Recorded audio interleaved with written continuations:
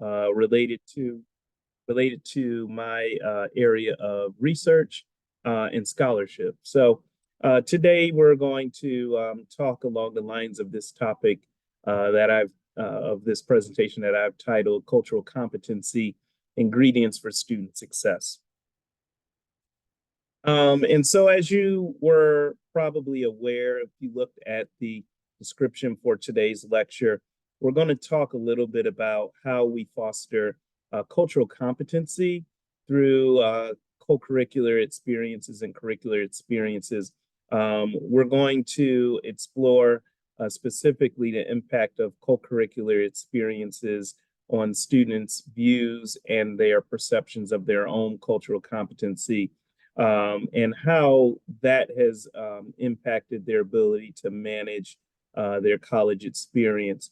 I'm going to be referencing a research study that I did a little while ago, a few years back, but it is actually in the Metropolitan University's journal that is free access if you want to take a look at it. But you can see more in-depth details around our research around this topic.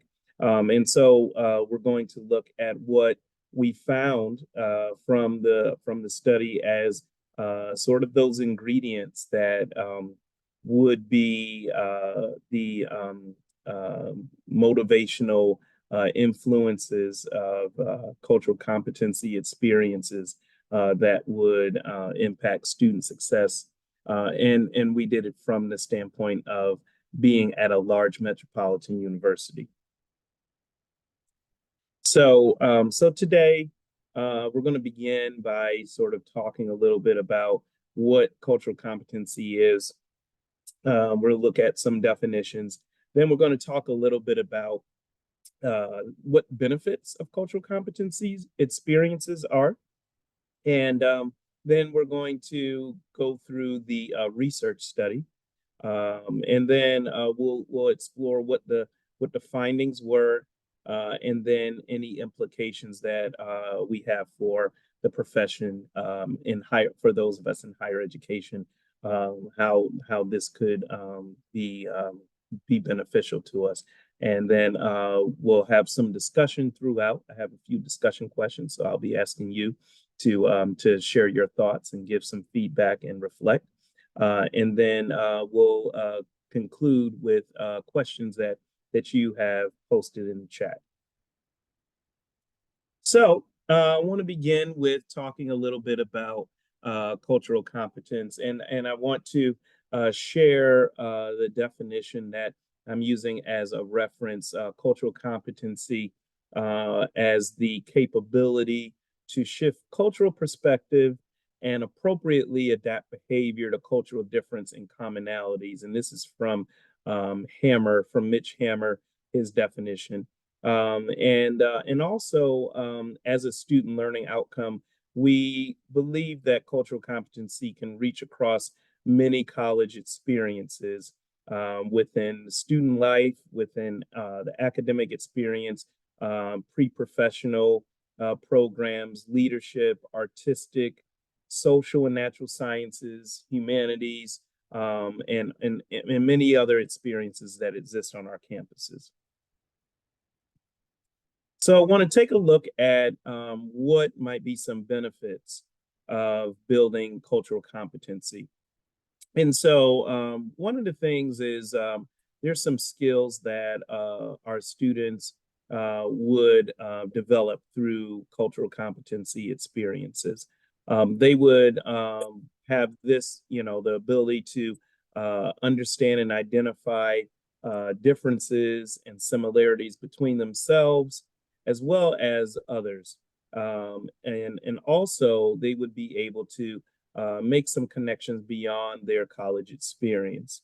And so I like to say that students would be able to shift their perspective and adapt their behavior to commonalities and differences that they may be familiar with and may not be familiar with, in environments that they may have beliefs that they are aware of or that they may agree with, and beliefs that they may not agree with. So some of the outcomes that we find through cultural competency experiences include having effective communication, self-awareness, the ability to understand and appreciate cultural and human difference, having a global perspective, and be able to do reflective thinking and even critical thinking and problem solving, I would also add, and also social responsibility. So when we look at cultural competency co-curricular experiences, one of the things that we find in some of the research is that it serves a role, and it has its role and has importance, and in the fact that it helps students to validate their feelings, ideas, cultures, and experiences. But it also allows students to be able to contribute to the understanding of their individual intersectionality and cultural development. Now, one of the things that uh, uh, Toby Jenkins has cited in her research focuses on doing a regular audit an examination of our cultural competency and cultural programmatic offerings on our campuses, just to make sure that we are effectively providing opportunities to build community, but also to make sure that we're remaining relevant in promoting sense of belonging amongst our current demographic of students, and that we are contributing to our institutional mission and our overall strategic priorities. So a little bit about the research study that I was telling you a little bit about earlier. This is the study was titled Cultural, or is titled Cultural Competency Activities, the Impact on Student Success, and it can be found in the Metropolitan University Journal. And this is the citation if you would like to take a look at it. But it was published in 2021 with myself and a few other co-authors. So a little bit about the study. So we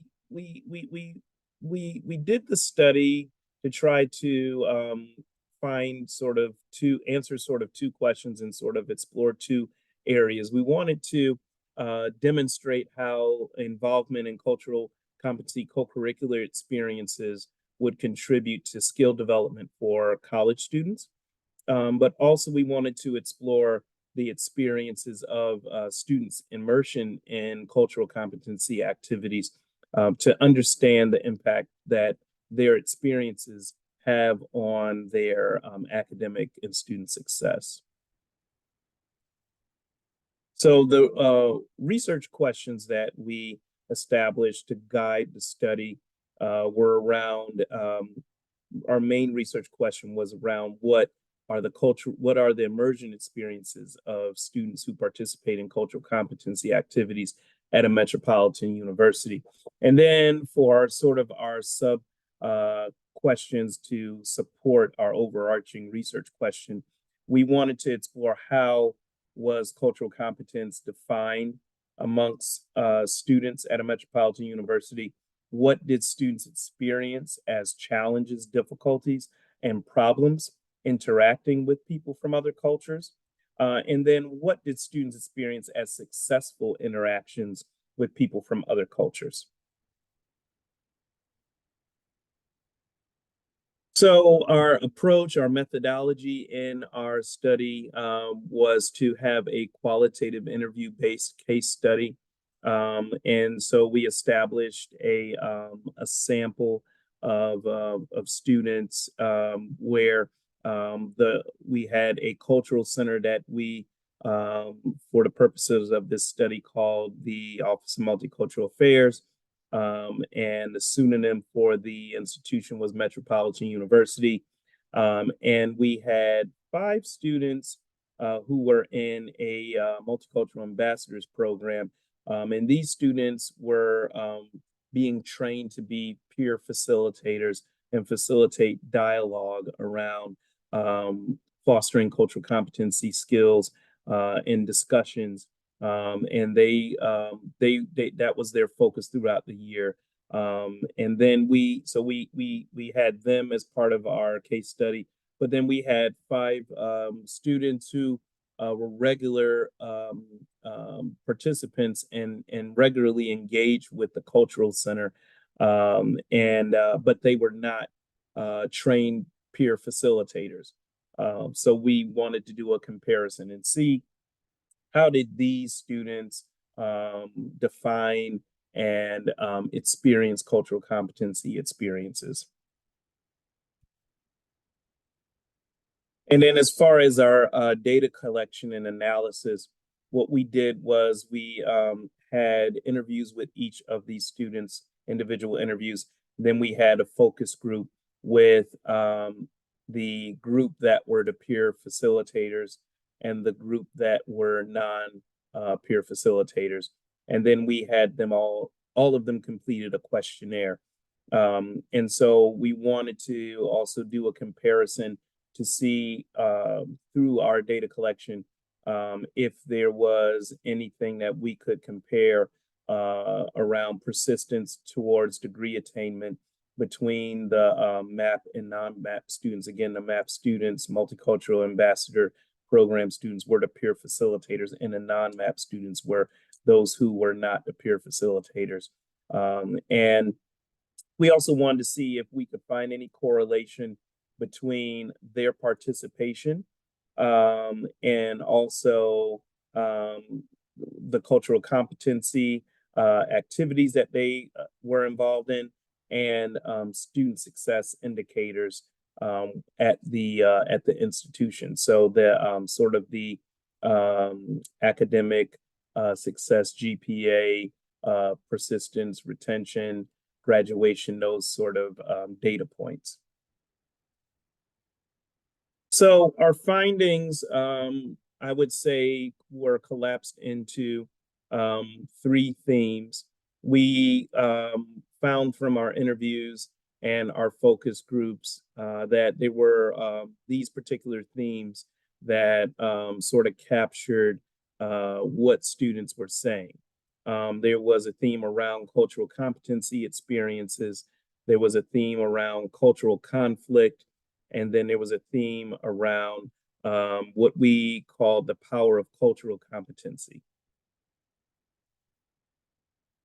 So, as I stated before, I wanted to have opportunity for us to have a couple of periods of discussion.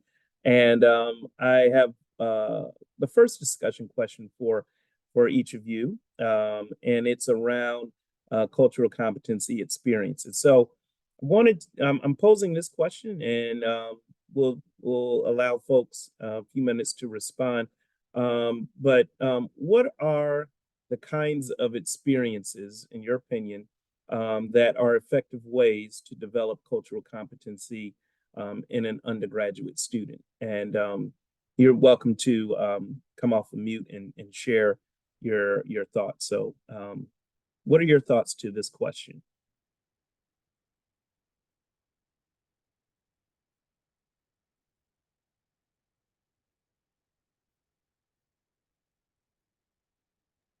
Well, I'll chime in. I think it's one of the things that I really appreciated as an undergrad was just a variety of different viewpoints and seeing things from a variety of different perspectives. So I think that's a really great one. Okay. And while I'm on here, I'll also point out that somebody dropped in the chat, immersing oneself into the local surface culture, restaurants, dance clubs, retail stores. Okay, that's good. That's good. Okay. Anyone else? We can take one more. What kinds of experiences are effective ways to develop cultural competency in any undergraduate student?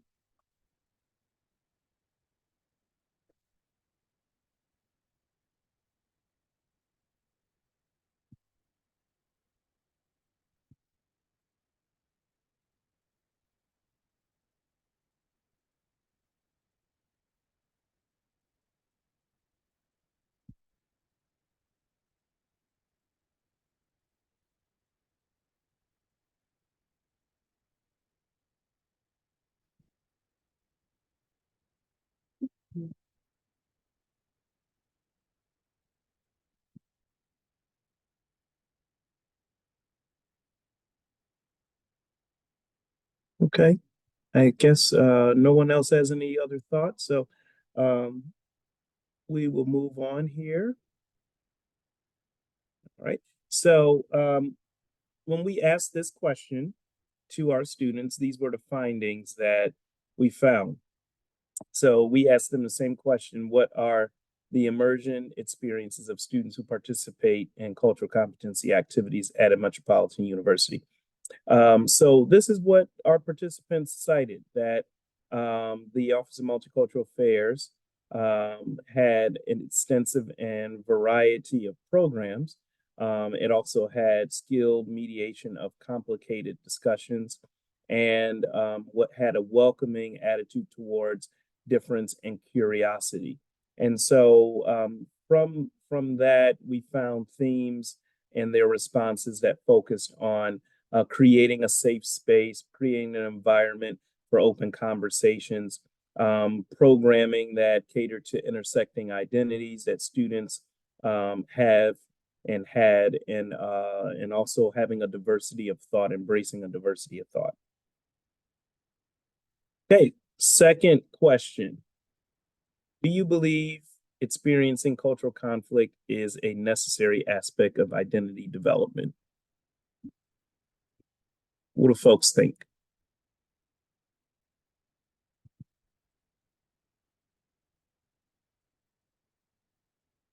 And this is an opinion question, so. We did have one person drop in the chat that yes, it is important. Okay. Anybody want to explain why? Why do we think it's important?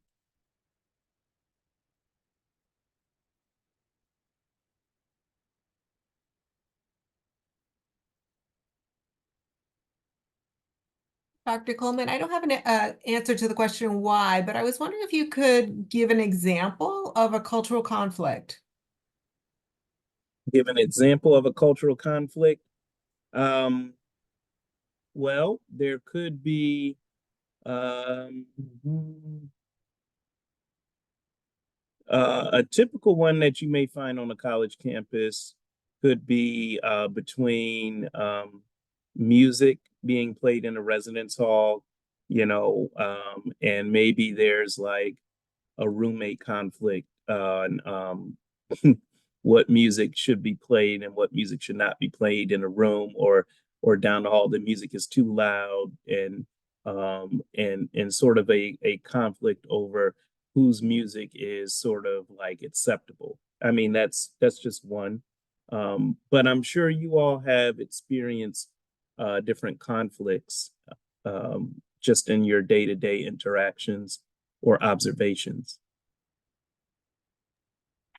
We had another comment in the chat that says, I do think it's critical. Being able to view an oppositional viewpoint is key to understanding cultural understanding, or different, if not opposing. The person is a huge supporter of restorative justice circles, and so much can be gleaned from safe space conflict resolution and harm reparation. Okay. Very good. Okay. So let me show you what we found when we asked the students that question. Okay. So when we asked this question of what the students experienced as challenges, difficulties, and problems interacting with people from other cultures, we found that the type of conflict that was cited was around race, gender identity, sexuality, socioeconomic class, religion, and intersecting identities. And the types of conflict were defined as white privilege, disempowerment, hostility, insensitivity, stereotypes, misperceptions, microaggressions, and emotional labor.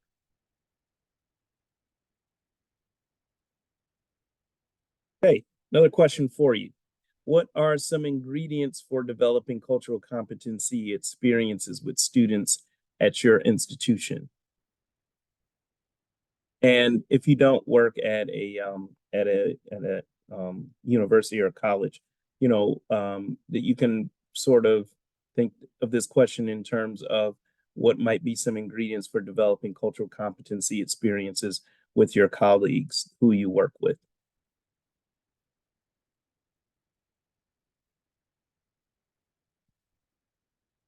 We do have one in the chat that says that they were early with the restorative justice circle suggestion.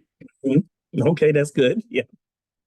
We also have hiring staff with an expertise in diversity and inclusion. Okay. Yep, these are all good ingredients. So let me share with you what we found when we asked the students this question. Okay. All right. So our finding around the power of cultural competency, we asked, what did our students experience as successful interactions with people from other cultures?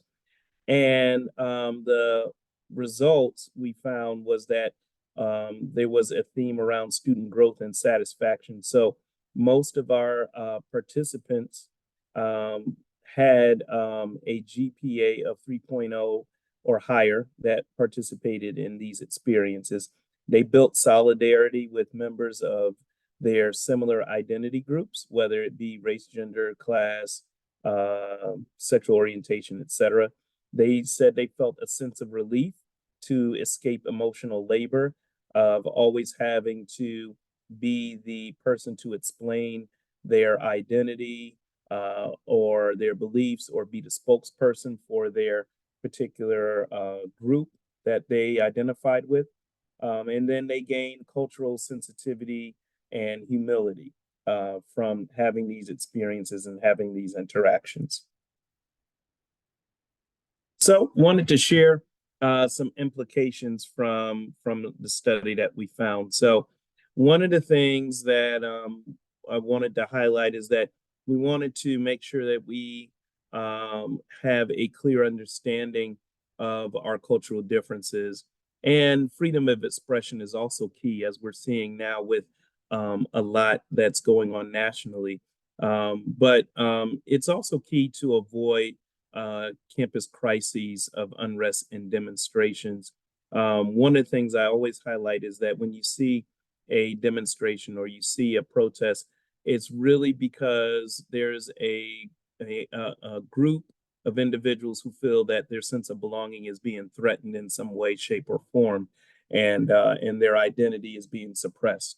And so when we can fully infuse this approach and this practice, throughout our institutions on a very broader scale, it can create that environment where we equip every member of our campus community to be able to have those skills to engage in those dialogues and those conversations, and also to develop ways to create spaces that recognize and honor the identities, beliefs, and experiences without compromising anybody's values or beliefs. And that goes for both sides, right? Also, we want to be able to infuse cultural competencies within our institutional practices and our policies to make sure that we are creating a sense of belonging. So how are we removing barriers that may exist in our practices and our policies? Because from one perspective, we may not see that it's creating a barrier for somebody else coming from a different experience, or having a disability, or a limited ability in some type of way, or having a restriction that is part of their cultural belief or value. So we want to try to think in those terms, and the way to do that is really, I think Anne Roberti had mentioned this earlier, hiring more staff who represent different perspectives and identities, to bring that different viewpoint and that different context to the table, so that we are thinking in the most broadest and inclusive ways. But we also want to place cultural competency co-curricular experiences in high traffic areas on our campus. because that signifies visually that we have an institutional commitment to diversity. And then making sure that we have, this I think is key, we must make sure that we offer training for our university faculty and staff to deepen their understanding of cultural and social needs and resources. Because I think I've found at many institutions that I've worked at, you have a lot of people who want to help, but they really need to be trained so that they are equipped to be effective, and also so that it almost comes as natural to them in doing the work. So and then the last thing I have down here is to make sure that we capture, analyze, and report data on our cultural competency experiences that we are creating on our campuses. So how are these experiences impacting persistence, retention, graduation, and our other institutional goals? We want to make sure we highlight these experiences in our, many of us are do annual reports. We do performance evaluations, we do performance appraisals. All of those things are mechanisms to highlight how we can capture and report this type of data. And wanted to share some of the references that I used in this presentation, just so that you have a sense. If you would like to look these up, you're more than welcome to, but these are the citations. If you would like to look them up and read them on your own, you're more than welcome to. And then this is my contact information. If anybody would like to follow up with me, you're more than welcome to as well. And then I think we have time for questions. And so wanted to thank you for allowing me some time to speak with you. And I'll stop sharing my screen so that we can give folks an opportunity to ask any questions, and we can have a little bit of discussion.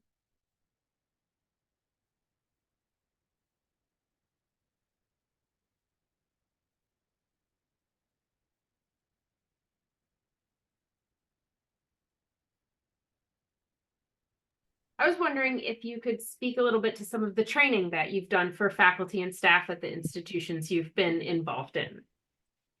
Yeah, sure. So I know just recently we've at Framingham State, we've done a anti-racism workshop series for faculty and staff. We've done that in collaboration with Human Resources. And it's also a training that I've done at a previous institution I was at before.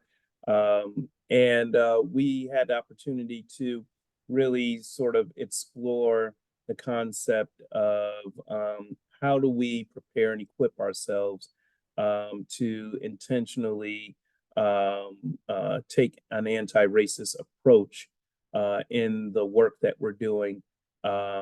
And we started out by looking at the history of race in America, just looking at how it was established. And then we looked at what privilege is and how privilege is defined, and what that looks like for individuals of different races. And then we kind of went into what race feels like on campus, what it looks like on campus. And then we looked at some of the silenced voices that experience forms of racism in different ways, shapes, and forms. And in the workshop, we did not just focus on just race, but how the intersecting identities can be racialized. So, for example, religious identities have been racialized and have experienced racism, and different genders, sexual orientations, socioeconomic class status. All of these various identities have been racialized. And so being able to not just look at it as a black and white thing, but it's so much more broader than that. We delve very deep into many nuances that experiences or that experience different forms of racism. And then we looked at how we could uh, begin to practice unlearning racist behavior, and how we could practice being allies to interrupt racist behavior. And really, it's about creating an environment of inclusion for individuals from all different identities. So I think it's been pretty well received. Um, and so we're looking forward to continuing to do that even more. And then I've also had the opportunity to develop a course on cultural competency. Um, we did that for I did that a couple of semesters when I was at Georgia State, but it's for undergraduate students, just really equipping undergraduate students with cultural competency skills and allowing them to get credit for going through the process of reflecting, writing, and creating a sort of projects that reflect their ability to engage individuals in cultural competency experiences.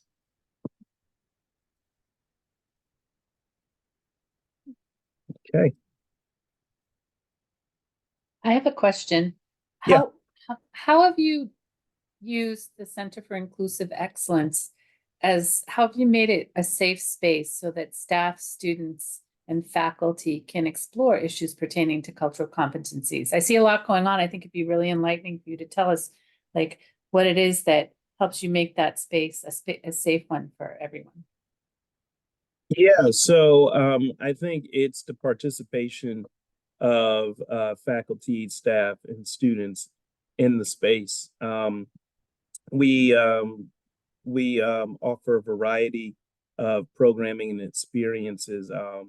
Jerome Burke, who is our director, has hit the ground running with programming around Heritage Month identities, which is fostering, education, but also sense of belonging for, different identities that are represented on campus, and discussion-based programming that we've done a discussion series around banned books that we've collaborated with our library staff, and Kathleen was very instrumental in helping us with that as well.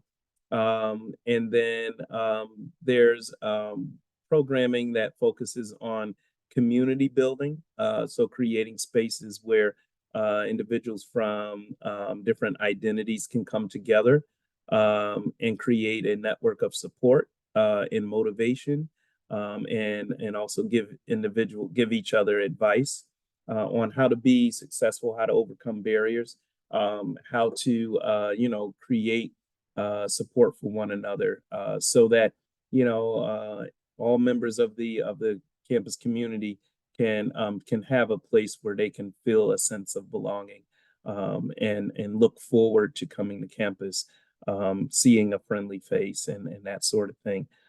So those are some of the things that we've done to foster cultural competency experiences in the Center for Inclusive Excellence. And you'll see next year that there'll be some more. You'll see we are rolling out our diversity peer influencer program, which will be Framingham State's version of student peer facilitators that will be developing experiences for other students to engage in discussions around strengthening cultural competency skills, engaging in these types of topics, exploring areas and ideas that individuals may be familiar with and unfamiliar with, and also helping students to align these with how these skills are going to help them even after college in their careers and in just everything that they're doing. So those are some more things that you'll see coming up in the next coming year, coming out of the Center for Inclusive Excellence.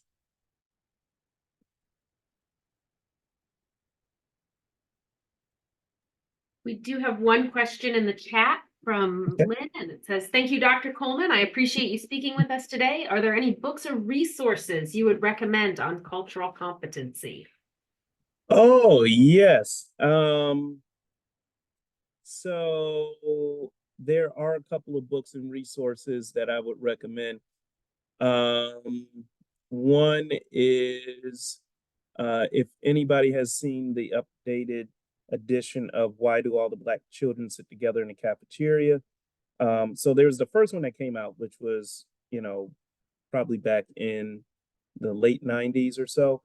But there's an updated version that came out a couple of years ago that would be a great a resource for folks to look into. I would also say there's another book that Claude Steele has out. Let me see if I can find it real quick.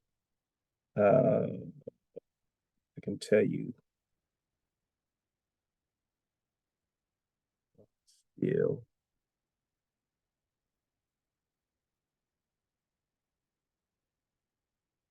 I just can't think of the title of the book, but I'm looking at the picture in my head.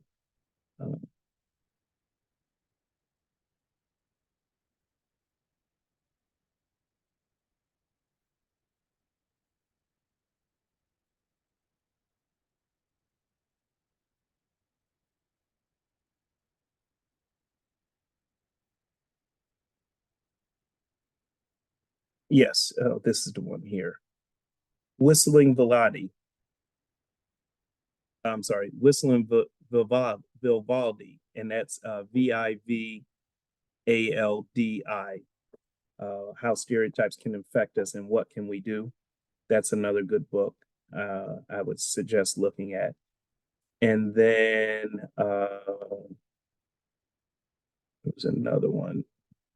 I want to make sure I give you the correct title.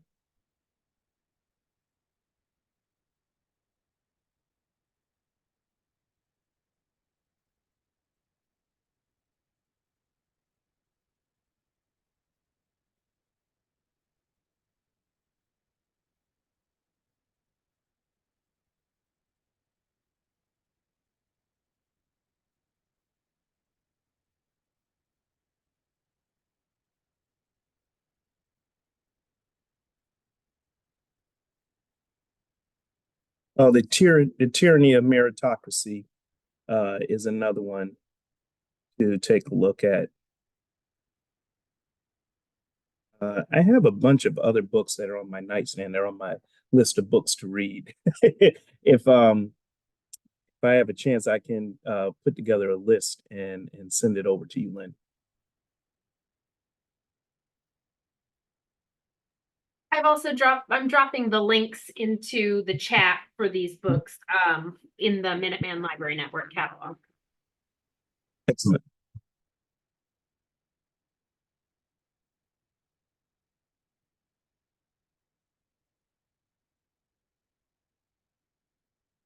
Okay. Other questions?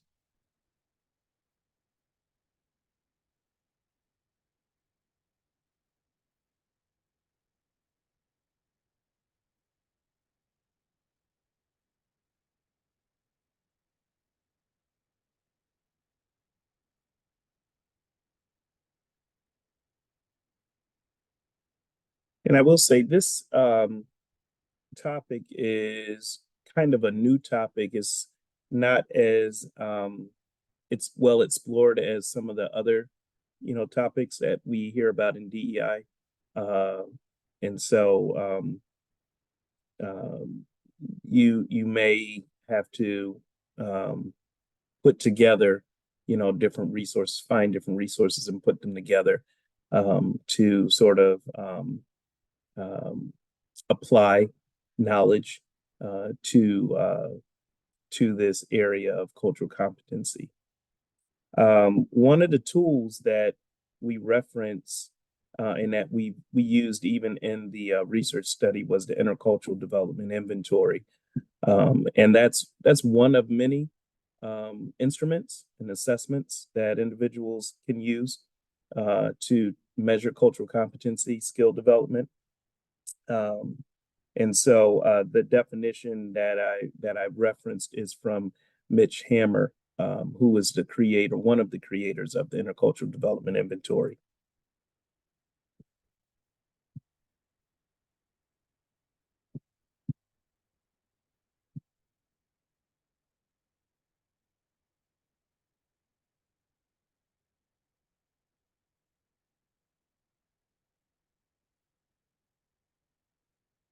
I have a question again.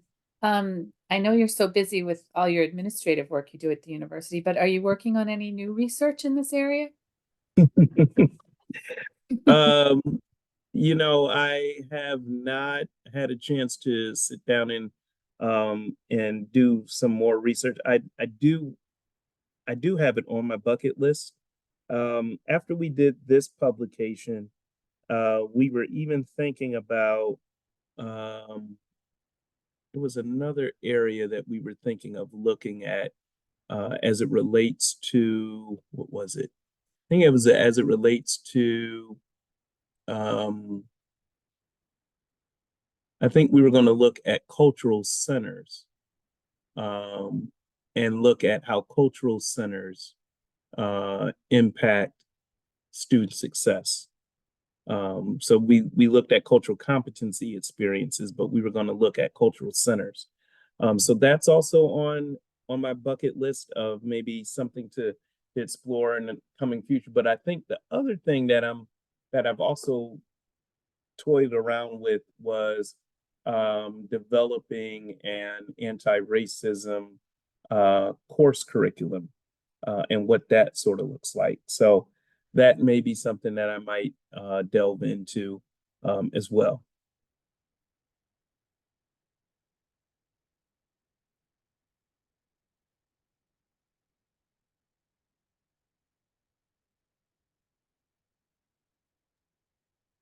Well, if there aren't any more questions, I do want to thank you, Dr. Coleman, for your wonderful talk. That was really interesting to hear about the work you're doing at Framingham State and beyond. So thank you so much for being here today. And if I just want to make sure no other questions before we wrap it up. But we are getting some thanks in the chat, so it's great to see that. And thank you so much for this. This is really enlightening and really, really interesting to hear about what's going on at FSU and beyond. So thank you so much. And to everyone on there, please check out the links to the books that Dr. Coleman mentioned. Those are in the chat, as well as the link to our evaluation form. Please let us know how we're doing and what you thought of tonight's program. So thanks so much. All right. Thank you, everyone. Thank you.